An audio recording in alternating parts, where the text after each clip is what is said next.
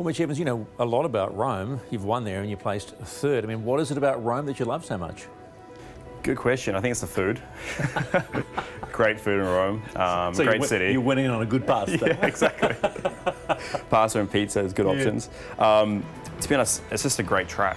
And it's like a really raw street track, a lot of character, a lot of elevation, a lot of bumps, surface changes, just like a proper street track. And I love those sort of tracks.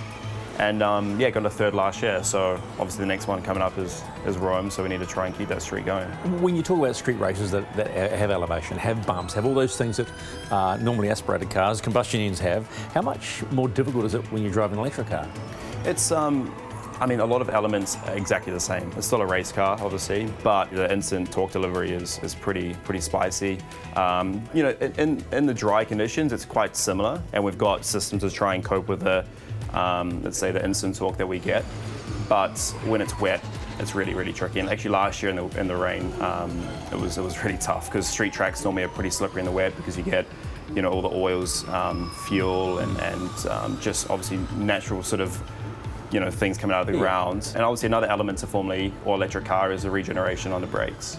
It's a big component for Formula E, especially over qualifying laps, because we have to rely a lot on the recovery of the energy to basically stop the car, because it's quite an aggressive sort of decel, and it's only on the rear axle. So to actually manage that is quite tricky to get the right balance for the braking bias and the braking feel is probably the most difficult part of Formula E.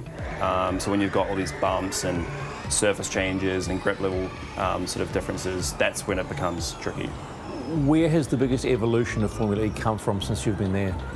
Just pure efficiency, battery tech. Obviously now with Gen 2, we're getting to the end phase of this generation car. The battery tech is getting a little bit old. So next year we go to Gen 3, whole new battery tech, fast charging in the race. So we'll be doing pit stops again. So obviously when I first went to Formula E, we had 2 cars in the race. We're doing a pit stop and changing cars, which was crazy. But obviously that's just what the battery could cope with. And then obviously that next step for Gen 3 will be this sort of a similar step from Gen 1 to Gen 2. So yeah, just the efficiency of the motors.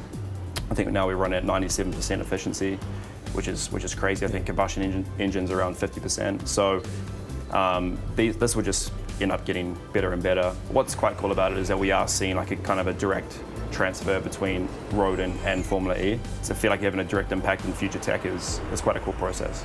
What's going on this season? Not the perfect start. No, this year has been a bit of a disaster, to be honest. We've always started strong.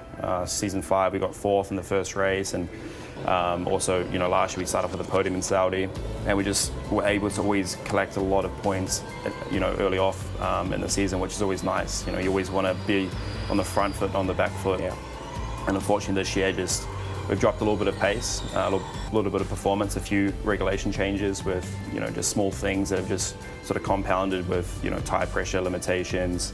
So you've been let down by the car, do you think? I think just, yeah, in general, both me and Sam we didn't have the pace compared to last year. Last year we were one of the benchmarks. This year we just started off a little bit. Actually, everyone's still got the same car from last year, so it's just more evolution of mechanical setup and efficiency, just getting more out of the car. But look, I've got full faith we can get it back there. Okay, more important thing is you're home for the first time. It's like 2.5 years. How is that feeling? It's crazy. I feel like a bit of a tourist, yeah.